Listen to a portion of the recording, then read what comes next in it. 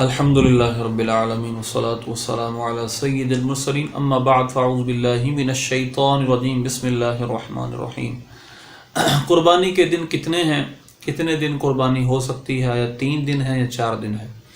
ایک مسئلہ ہے، اگرچہ امام شافعی رحمۃ اللہ علیہ کا موقف اس پر ہے کہ 4 دن ایام ذبح ہیں، مگر غیر مقلدین جو کسی امام کو نہ ماننے کے دعوے دار ہیں اور دعویٰ یہ کرتے ہیں کہ ہم غیر اہل حدیث ہیں، ہم صرف حدیث کو مانتے ہیں، تو اس روح سے میں کچھ کلام کرنا چاہوں گا۔ کس منہ سے وہ 4 دن قرار دیتے ہیں؟ جب اہل حدیث ہے تو حدیث کی فہم و فراست ہونا تو بہت ضروری ہے، اس کے بغیر تو وہ اول حدیث ہیں، اہل حدیث تو نہیں ہیں۔ تو اس حوالے سے میں چند باتیں آپ کے سامنے عرض کرتا ہوں۔ ایام قربانی کتنے ہیں؟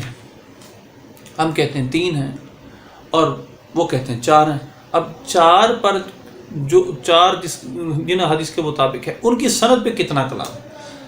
میں چند باتیں آپ کو عرض کرتا ہوں۔ حافظ زبیر اللہ زئی یہ غیر مقلد ہے، اس نے اس پر بہت لمبا کلام کیا ہے اور اس نے یہ ثابت کیا ہے کہ جو 4 والی حدیثیں ہیں وہ ساری ضعیف ہیں، اس کی سندوں میں ہر جگہ کلام ہے۔ اب میں کچھ اقتباسات اور کچھ اور آپ کے سامنے عرض کرتا ہوں اس کی سند کے حوالے سے۔ ایک روایت اس کی ہے جبیر بن مطعم رضی اللہ تعالیٰ صحابی رسول، ان سے مروی ہے، یہ مسند احمد کی حدیث ہے کہ ایام تشریق سارے کے سارے ایام ذبح ہے۔ تو گویا اب یہ پہلی روایت ہے جس میں سلیمان بن موسیٰ راوی ہے، اور امام ترمذی کتاب العلل میں فرماتے ہیں کہ سلیمان لم یدرک احدا من اصحاب النبی، کہ سلیمان نے کسی صحابی رسول کی زیارت ہی نہیں کی۔ تو جب صحابی رسول کے سے ملاقات ثابت نہیں ہے، اس سند کے اندر ایک انقطاع آ گیا، یہ مرسل روایت ہے۔ اور دوسرا مرسل ایک قسم ہے، ضعیف کی قسم شمار کی جاتی ہے اکثر اوقات، اور جب ایسا راوی ہو تابعی جس پہ جرح ہوتی ہو تو وہ مقبول نہیں ہے، مرسل مقبول نہیں۔ آسان چھوٹے سے لفظوں میں اس کا خلاصہ بیان کیا ہے۔ دوسری جو صحیح ابن حبان کی حدیث ہے اس میں بھی جبیر مطعم ہی رضی اللہ تعالیٰ عنہ سے ہی روایت ہے، ایام تشریق سارے کے سارے ایام التشریق کلھا ایام ذبح، یعنی اس طرح کی ملتے جلتی حدیثوں میں الفاظ ہے۔ تو اس کی سند میں بھی کلام ہے، اور یہ بہقی میں بھی حدیث ہے اور مسند بزار میں بھی۔ عبد الرحمن، اس کے اندر ایک راوی ہے عبد الرحمن، اس کی ملاقات جبیر بن مطعم رضی اللہ تعالیٰ عنہ سے ثابت نہیں ہے، تو گویا ایک سند میں انقطاع آ گیا۔ اسی طرح سوید بن عبد العزیز یہ راوی ضعیف ہے، یہ بھی مختلف، یعنی سندوں کے اندر مختلف راوی ہیں اور سب ضعیف ہے۔ یہ تقریب التہذیب کے اندر لکھا ہے کہ سوید بن عبد العزیز جو کہ ایک اسی طرح کی سند میں اندر راوی ہے، جو ہے جبیر بن مطعم رضی اللہ تعالیٰ سے سند جو مروی ہے، آپ سے جو روایت مروی ہے اس سند کے اندر راوی آتا ہے، وہ راوی بھی ضعیف ہے۔ تو پہلی جو بحث ہے وہ یہ ہے کہ اس طرح کی جتنی روایتیں ہیں جس کے اندر 4 ایام تشریق کا ثبوت ہے وہ ضعیف ہے۔ میں نے جیسے پہلے عرض کیا، امام شافعی کا مقلد ہو کر اگر کوئی کام کرے تو ہم تو ان کو بھی سخت مانتے ہیں، لیکن اگر کوئی یہ دعویٰ کرے کہ ہم تو حدیث کو مانتے ہیں اور حدیث بھی صحیح مانتے، تو حدیث صحیح کے اندر تو یہ ہے نہیں۔ اب حدیث صحیح میں کیا ہے؟ حدیث صحیح میں یہ ہے، موطا امام مالک میں یہ حدیث ہے، اسی طرح سنن کبیر، سنن بہقی میں حدیث ہے، یعنی امام بہقی نے سنن کبیر میں اس کو ذکر کیا ہے۔ اسی طرح مختلف روایت مشکات شریف میں آپ سنا تو مشکات شریف میں بھی اس حدیث کو لیا گیا ہے۔ حدیث کیا ہے؟ حضرت نافع ابن عمر رضی اللہ تعالیٰ عنہما سے روایت کرتے ہیں، الاضحیٰ یومانی بعد یوم الاضحیٰ، کہ یوم اضحیٰ یعنی 10 ذوالحجہ کے بعد ایام قربانی 2 ہے، کل 3 ہوئے۔